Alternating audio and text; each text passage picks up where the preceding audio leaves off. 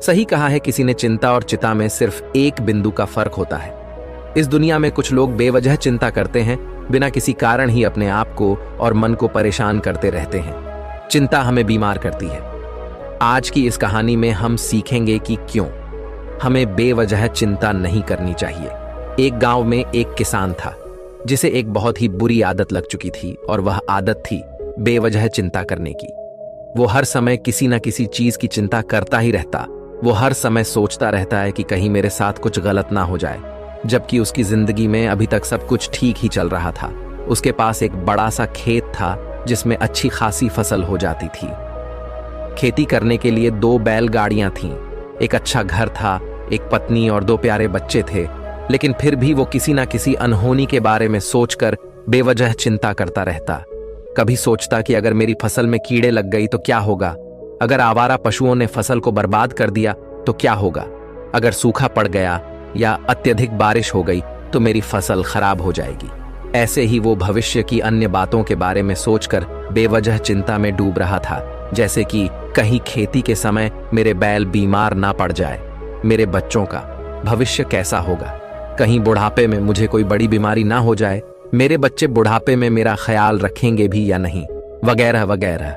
अपनी इस लगातार बेमतलब चिंता करने की आदत की वजह से वो आसान और परेशानी नहीं लगता था, और अब उसका किसी भी काम में मन भी नहीं लगता था। उसकी पत्नी ने भी इस बात को अनुभव किया कि उसे बिना मतलब चिंता करने की आदत पड़ चुकी है। उसने उसे कई बार समझाने की कोशिश भी की, तुम बेवजह चिंता करना छोड़ दो, लेकिन उसके समझाने का कोई मतलब नहीं रहा।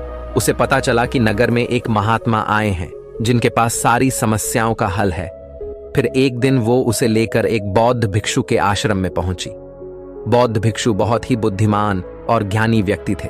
किसान और उसकी पत्नी अपनी सारी समस्या बौद्ध भिक्षुओं के समक्ष रख दी। किसान ने कहा, महात्मा, मैं हर समय किसी न किसी बात की चिंता करता रहता हूं।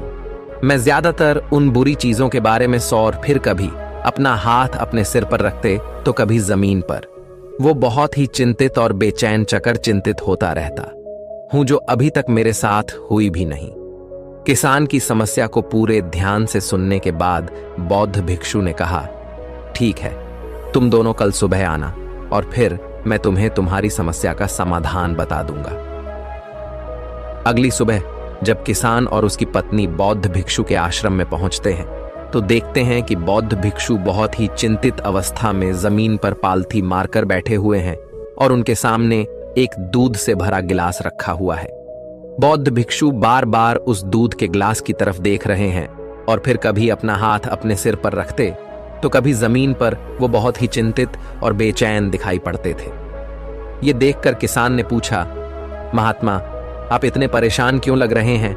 आपके समक्ष दूध रखा है, आप इसे पी क्यों नहीं लेते? महात्मा बोले, मुझे चिंता हो रही है कि कहीं इस दूध को बिल्ली ना पी जाए या फिर मैं कहीं जाऊं, और तो क्या पता या दूध कहीं गिर जाए। मैं दूध को पीना तो चाहता हूं, लेकिन मेरा भी मन नहीं है। मैं तो यही सोच रहा हूं कि अगर ये दूध खराब हो गया या कोई गंदी चीज इस पे पहुंच गया तो फिर क्या होगा। इतना सुनकर किसान जोर जोर से हंसने लगा। किसान ने हंसते हुए कहा, महात्मा, इसमें इतनी चिंता करने वाली कौन सी बात है? ये दूध ही तो है।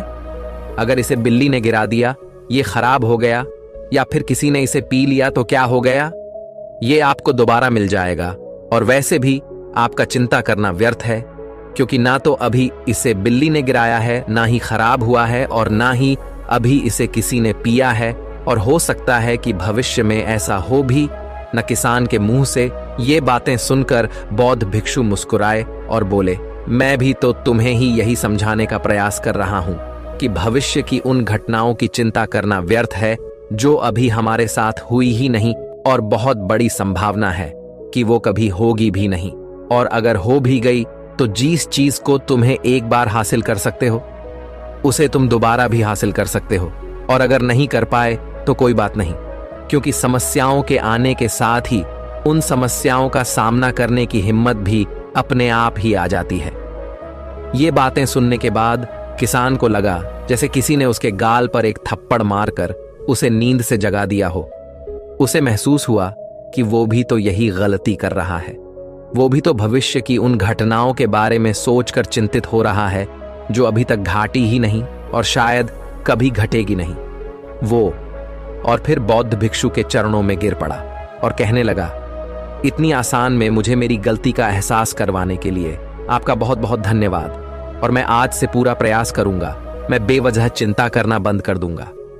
जापान में एक लोकप्रिय कहावत है, अगर तुम चल रहे हो तो सिर्फ चलो, अगर तुम खा रहे हो तो सिर्फ खाओ, लेकिन एक समय में सिर्फ एक ही काम करो, चिंता ना करो। इस लोकप्रिय कहावत के अर्थ ने मुझे हैरान कर दिया था, और सच कहूं तो मुझे ऐसा लगता है कि कहावत के अर्थ में ही वो राज छुपा है जिससे अगर किसी ने अच्छे से समझ लिया और अपने जीवन में उतार लिया तो वो चिंता के बंधन से ही हमेशा हमेशा के लिए मुक्त हो जाएगा। इस कहावत के अर्थ के बारे में हम आगे बात करेंगे, लेकिन उससे पहले देखते हैं कि हमारे दिमाग में इस तरह के विचार से ज्यादा चल रहे होते हैं। पहला, क्या मैंने ये काम सही से किया? दूसरा, क्या मैं इसे और बेहतर कर सकता था? तीसरा, इसका परिणाम क्या होगा? और चौथा, लोग मेरे और मेरे काम के बारे में क्या सोच रहे होंगे?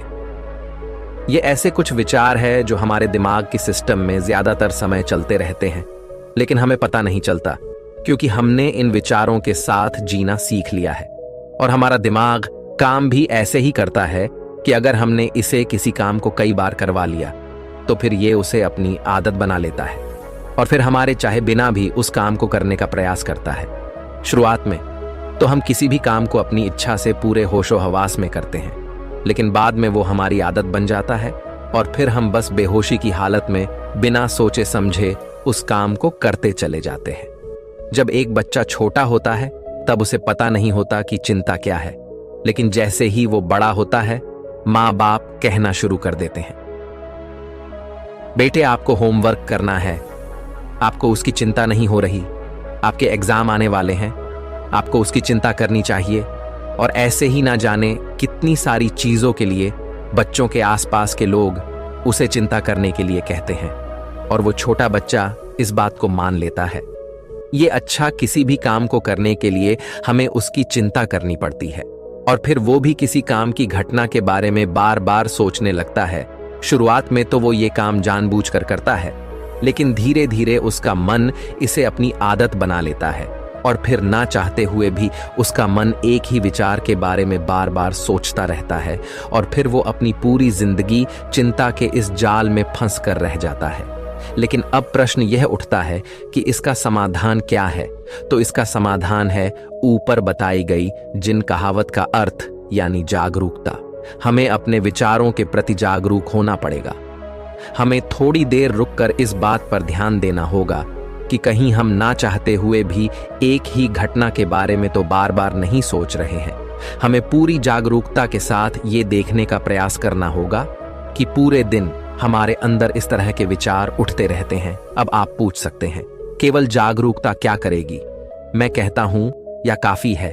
ये मन को शांत करने के लिए पर्याप्त है, मन को अपने स्वभाव का एहसास कराने के लिए पर्याप्त है।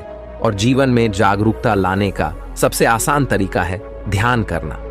ध्यान करने के दौरान अपने विचारों पर ध्यान देना, और जब आप पूरी जागरूकता के साथ अपने विचारों पर ध्यान देना शुरू कर देंगे तब आप पाएंगे कि आपके मन में चलने वाले गैर जरूरी विचार एक एक करके अपने आप ही गायब होना शुरू हो जाएंगे और फिर आप एक आनंदित और शांत जीवन अनुभव कर पाएंगे। तो दोस्तों, कैसी ये कहानी आपको अच्छी लगी हो तो इस वीडियो को लाइक करें।